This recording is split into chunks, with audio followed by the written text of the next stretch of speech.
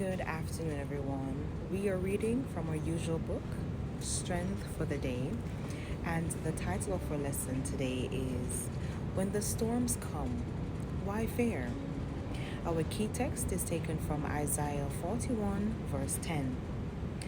Fear not, for I am with you. Be not dismayed, for I am your God. I will strengthen you. Yes, I will help you. I will uphold you with my righteous right hand. A vicious thunderstorm with tornado-like characteristics pummeled the region where I live in Maryland, on the east coast of the United States of America. I had entered a shopping mall to buy a couple of items only a few hours before this life-altering event.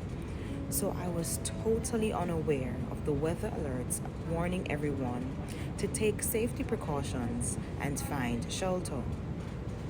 I left the mall, and because there were no signs of impending danger, I decided to drive to a nearby store for a few items I still needed.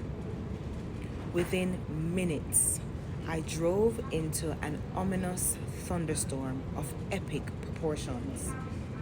A darkened sky, falling trees, crackling lightning, pouring rain, forceful winds, poor visibility, and traffic jams surrounded me.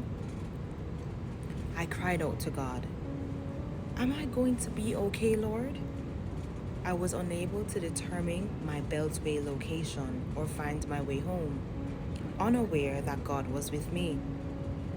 You see, moments later, God opened my eyes and I saw the next exit was my homeward bound exit. What a relief. I had begun to sing Almost Home when a short distance ahead of me, a fallen tree blocked the road. Oh no, how will I get home? I tried a different route, which ended the same way. My soul cried, "How do I get home?" After a third attempt to find a way forward was blocked by another fallen tree, my heart's cry was, "Will I ever get home, Lord?" I drove to the parking lot of a nearby high school to wait it out. Suddenly, I noticed the traffic seemed to be moving steadily. A quiet voice within me urged me to try again. As I made the turn onto the road that would lead home, I saw a car behind me turn around and drive away. Paralyzed by fear, I stopped the car. Fear had blinded me from seeing that the fallen tree now blocked only one lane. Suddenly, I heard a loud voice say, "It's okay." I repeated to myself, "It's okay." But still, I did not move. The voice sounded again, more urgently than before. "It's okay." My entire being jolted into action as I realized I was truly homeward bound. What a night of rejoicing that was for me. In my angst, anxiety, and fear, God was closer than any other. He whispered, "Cynthia, I will never leave you nor forsake you. I am always with you." Cynthia Best Goring. I have indeed been encouraged and strengthened for the day. Like Miss Cynthia, I have been in my own physical storms and figurative storms, and I know that you would have had that as well. The only constant that we have with all the distractions that are around us is God. We know that He can speak peace to the winds and the waves, and they have to obey. And that's the mindset we need to have as we maneuver life. In this life, we'll always have challenges, and I've come to terms with that. But we are more than overcomers because He is within us. He is walking the path with us. He is not going to leave us in that storm on our own. And just like Miss Cynthia, we see where God was in the midst of her situation right throughout. I want to remind myself that fear is crippling and it can paralyze our movement.